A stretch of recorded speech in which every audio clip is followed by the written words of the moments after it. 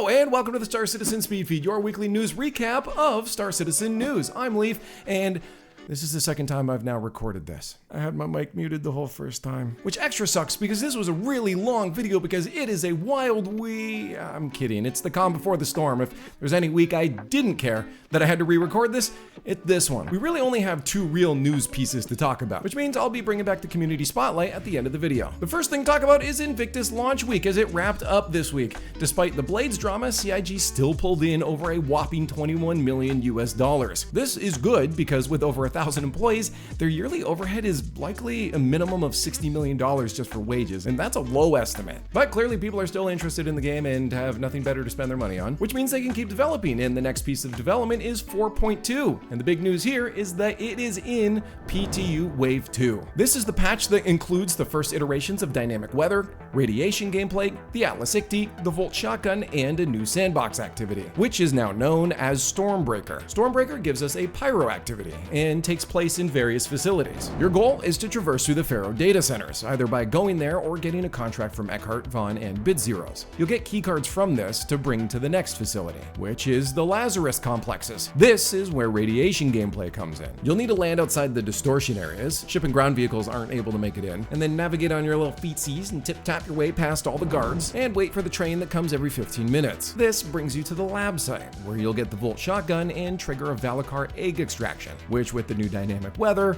can look very, very cinematic. If you ever get stuck in any of the radiation in this area, you'll die in 5 seconds, so you're gonna need to come equipped with the new Sterling protective suit. Well, I haven't been able to play it myself because it's in PTU and they won't let me in, and as I was editing this, it went live to all waves, so go play 4.2 PTU right now. Also, they added the third and final phase for Stormbreaker, which I believe added the Apex Vallakar. Watching gameplay leads to some seriously cinematic moments, like I said before, with the dynamic weather, and makes me believe that once we're in patch 4.3 and this area isn't overwhelmed by orgs hogging the space because they moved on to the next new sandbox activity, that this would be a great place to bring new players. Something that's been hard about showing the game to new players is the planning process of what you're going to show them. Having these little sandbox areas, dynamic events are a great little here's an activity ready to go package that I can bring them to. And it helps show a little bit more about the game and what's possible and what they're trying to do by having you plan a little bit by having to grab your radiation suits. Once Wave 3 hits and I can join in, I'm gonna try to put some gameplay up here on the channel. So subscribe if you'd like to see a walkthrough. It's now time for the community spotlight, but first I'd like to thank my fourth wall subscribers that allow me to do exactly this and